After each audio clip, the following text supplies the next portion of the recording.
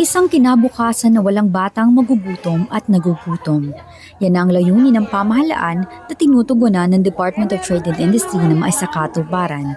Ito ay sa pamamagitan ng pagmamonitor para manatiling mura at abot kaya ang presyo at supply ng basic necessities and prime commodities o BNPC sa mga pamilihan.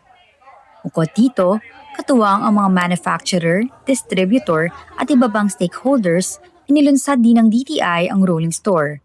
Dito makakabili ng mga pangunahing bilihin na mas mababa ang halaga. Kamakailan, nagsagawa ang DTI ng isang araw na rolling store sa Valenzuela City People's Park na nilahukan ng 14 na partner manufacturers at distributors. Ito na ang ikatlong rolling store ng ahensya matapos ang mga isinagawa sa Muntinlupa at Navotas na nakapagtala ng combined sales na mahigit sa 100,000 piso. Isa sa mga katuwang ng DTI ang Morbi Food Ventures Corporation na nagdala ng kanilang mga produkto sa rolling store.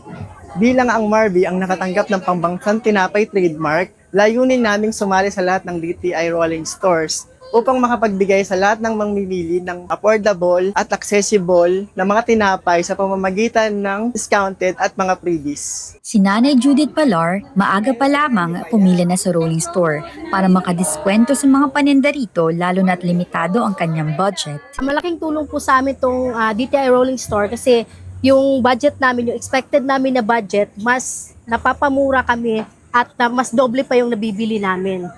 Ayon kay DTI Secretary Maria Cristina Enroque, ang rolling store ay naisakatuparan sa pamamagitan ng pakikipagtulungan ng local government units at industry partners. Mas madali para sa mga pamilyang Pilipino na makabili ng BNPC sa mas mababang halaga habang pinalalakas ang consumer welfare at food security. Target ng DTI na dalhin ang rolling store sa iba't ibang lungsod sa NCR. Patunay ito ng patuloy na pasisikap ng ahensya sa ilalim ng Administrasyong Marcos na tiyaking mas maraming pamilyang Pilipino ang may sapat na pagkain sa kanilang tahanan.